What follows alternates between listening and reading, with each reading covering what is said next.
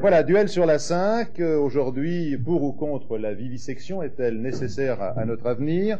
Avec Monsieur Jacques Benveniste, qui est scientifique, directeur de recherche à l'INSERM, et Jacques Bruno-Laure, président de la Ligue anti-vivisectionniste et de la défense des animaux martyrs. Je vous rappelle que depuis le début de cette semaine, vous pouvez participer directement à cette émission si vous disposez d'un Minitel.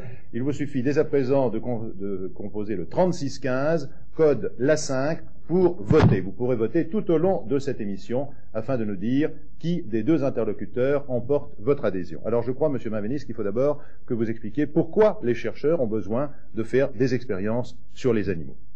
Oui, je dois dire d'abord que j'ai hésité à participer au débat étant donné l'utilisation du terme vivisection. Vivisection est un terme tapageur, sanguinolent, et si l'on interdit la vivisection, il faut interdire la chirurgie, qui est une section d'un être vivant. Bien sûr, la peine de mort. Je voudrais vous faire remarquer, si vous permettez, que le mot vivisection est employé dans un terme très large. Et dans notre esprit, c'est un terme choquant, qui choque, si vous voulez, mais pratiquement, ça veut dire toute expérimentation sur l'animal. Et dès qu'on fait un traumatisme douloureux à l'animal, pour nous, c'est de la vivisection. D'ailleurs, la vivisection n'est pas uniquement une question de recherche.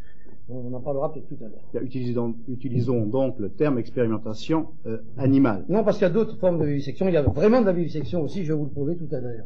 Bien. Alors, cela dit, moi je dois dire que, en tant que scientifique, je n'ai pas à me plaindre, sauf des menaces éventuellement sur la recherche scientifique elle-même, car il est clair, et je le démontrerai, que l'on ne peut, à l'heure actuelle, faire de la recherche scientifique, de la recherche biologique, notamment appliquée à l'homme, sans passer par l'expérimentation. Ce n'est pas du tout mon avis. Je vais essayer de dire le contraire. Alors, allez-y, je vous en prie.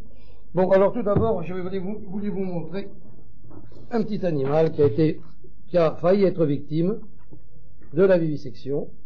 C'est une chatte que j'ai recueillie, qui avait été prise par des trafiquants, qui s'est échappée, et cette pauvre bête a vécu pendant 6 mois sur un toit, où quelqu'un de bonnes âmes lui ont donné quand même à manger, et elle avait été ramassée donc sur la voie publique, vraisemblablement, je ne sais pas exactement l'origine, et moi je l'ai recueillie.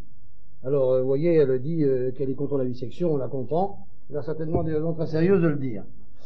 Ceci étant dit, Monsieur Benveniste, je trouve que la vivisection n'est pas du tout nécessaire. Et vous-même, les chercheurs, je devrais employer le mot vivisecteur, mais je ne devrais pas vous vexer, eh bien, sont exactement dans l'ambiance de croire que, pratiquement, elle est absolument indispensable, qu'on ne peut rien faire sans elle. Et c'est pas du tout notre avis. D'ailleurs, c'est pas du tout l'avis d'autres scientifiques. Parce que s'il y avait que l'avis de Jacques Bruno-Laure, président d'une association antivivisectionniste, on pourrait dire que je suis juge et parti. Donc ça n'est pas du tout le problème. C'est évidemment le problème, un problème d'ensemble, et c'est un problème aussi scientifique. Alors je voulais vous poser une question, si vous voulez bien. Croyez-vous que l'animal est un modèle absolument indiscutable et transposable à l'homme d'une façon courante et assez complète? Je pose la question, si vous voulez bien. Bien sûr que non. Bien sûr que non. La question, je Merci dirais, déjà de presque, le dire.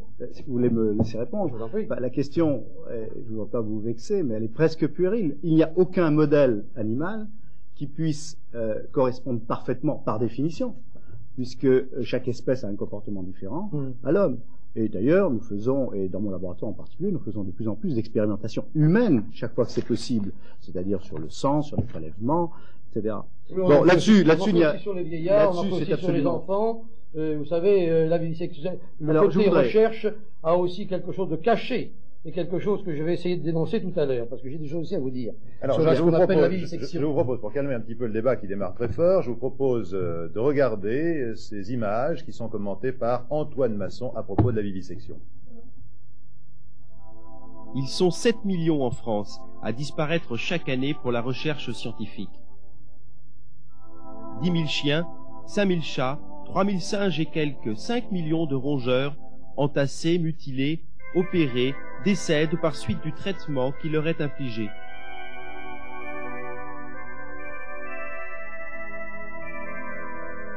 Indispensable outil de la recherche scientifique pour les uns, massacre inutile pour les autres, 87% de ces animaux ne sont pas anesthésiés.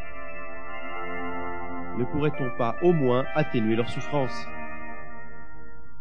Alors Jacques Benveniste. Oui, alors on peut montrer des images spectaculaires, n'est-ce pas? On peut montrer des animaux. Je voudrais dire d'abord que cette indignation est parfaitement sélective. Je voudrais prendre un exemple trivial. Lorsqu'on vous dit, vous permettez, monsieur, si vous avez l'intention de m'interrompre tout le temps, ce serait la peine. Non, mais débat tout de suite. je regrette, il y a des Je dis qu'elle est je sélective. compte relever. Je donne un exemple simple. On vous annonce qu'un chalutier a ramené à Boulogne tant de tonnes de poissons. Tant de tonnes de poissons, ça fait des millions d'êtres vivants, aussi vivants que le chat que vous avez montré, qui vont mourir d'une mort absolument épouvantable, par étouffement, extraction de leur milieu naturel, sans évidemment aucune anesthésie, et personne ne s'en indigne. Ça n'a pas de rapport avec la vivisection. Bien sûr, on ne s'en indigne qu'à partir du moment où il s'agit d'animaux qui sont utiles pour la recherche scientifique. Utile, c'est vous qui le dites.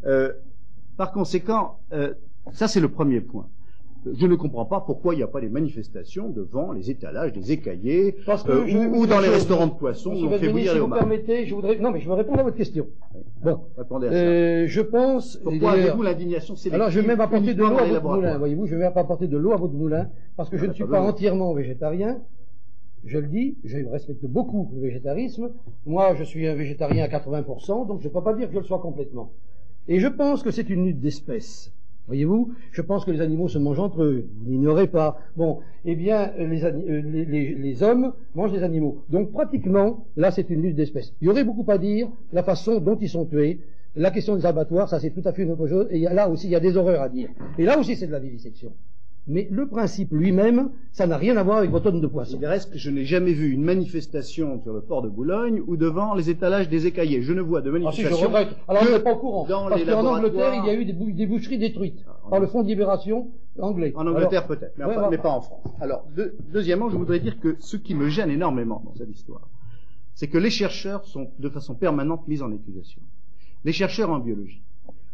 Or, je ne veux pas faire du sentimentalisme, mais pour être chercheur en biologie dans une société moderne, il faut vraiment avoir déjà le cœur bien accroché. Il faut accepter un salaire tout à fait misérable. Il faut accepter une compétition internationale forcenée.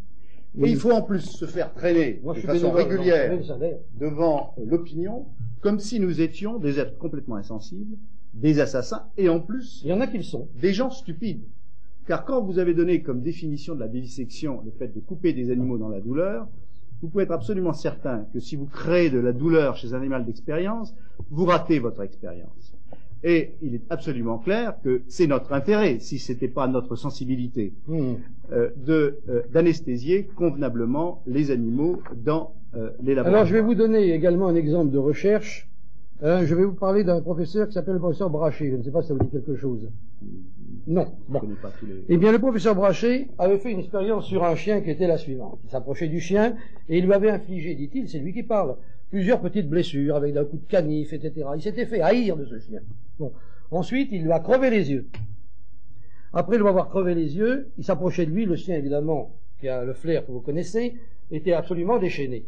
Quand il a vu ça, il lui a crevé les tympans, il lui a mis de la cire dans les tympans. Et alors après, il dit, bien entendu, j'ai pu enfin le caresser. Parce que le chien, évidemment, ne l'avait pas reconnu, il était aveugle et sourd. Voilà. Alors voilà, ça c'est le genre d'expérience qu'on a fait. On en a fait d'autres. Vous croyez vraiment que vous représentez là ce qui se passe dans les laboratoires? J'ai pas dit l'immense majorité. Je parle de certains gens. Est-ce que vous êtes en train de me dire que vous voulez interdire l'automobile parce qu'il y a un chauffard qui vient d'écraser 3 enfants? Non mais monsieur, écoutez, on ne parle pas d'automobile, on parle de sadisme. C'est tout à fait différent. Oui. Et le sadisme,